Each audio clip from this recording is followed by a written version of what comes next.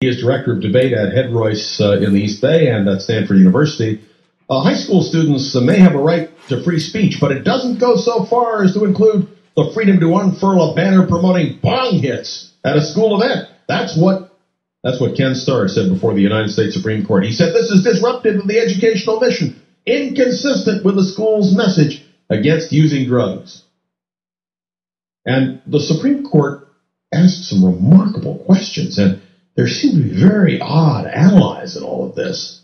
Matt, what did you observe about what the Supreme Court questions were to Mr. Starr? Well, it's very interesting. I've only read about 15 or 20 pages of the 70 pages of the actual transcript of the hearing yesterday. But a couple of things. One is that it's very clear that some of the conservatives on the court are trying to even suggest to Ken Starr, who doesn't seem to understand what they're saying, that there is some kind of incitement argument that can be made, that this is basically that the banner is an advocacy in some way for students to take drugs and do something illegal. Now, for adults, the court has said in a number of situations you cannot incite people to do illegal activities.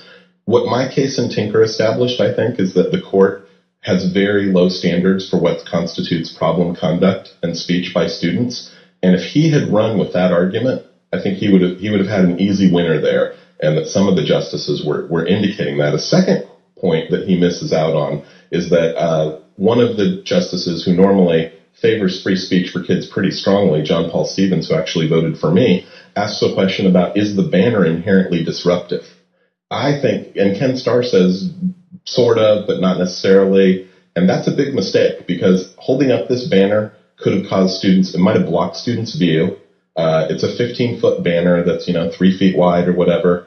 It also could have caused students who disagreed or felt that it was, upsetting to the school in some way to tussle with that student, fight with them in some way. And if the school district had focused on those sorts of arguments, I think they'd have an easy win here. But they did not do that, interestingly. Why do you think that is?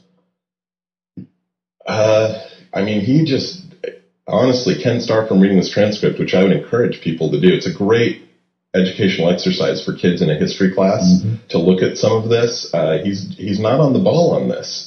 He's not making the right arguments. I think that these court decisions are very easily misread and misunderstood. I've been ruminating on this case for 20 years, and I read little cases that come out along the way, and I've looked carefully at the court language and kind of seen over the span of time how their thinking evolves. It's very clear to me the court wants to make very narrow decisions in this area.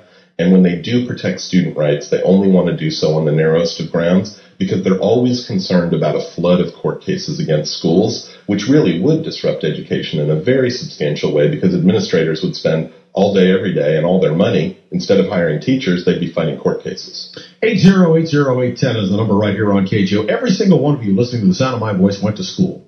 You all went to school. Should this kid have been expelled from school, suspended?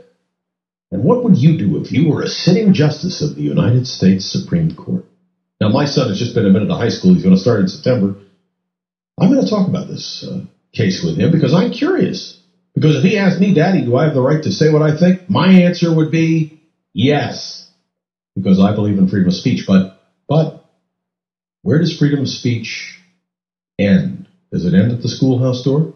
8080810, many of you with comments and questions. Of course, you might ask the same question about Congress and the battle that they are now confronting with the President of the United States. Shouldn't they have the right to pursue the truth?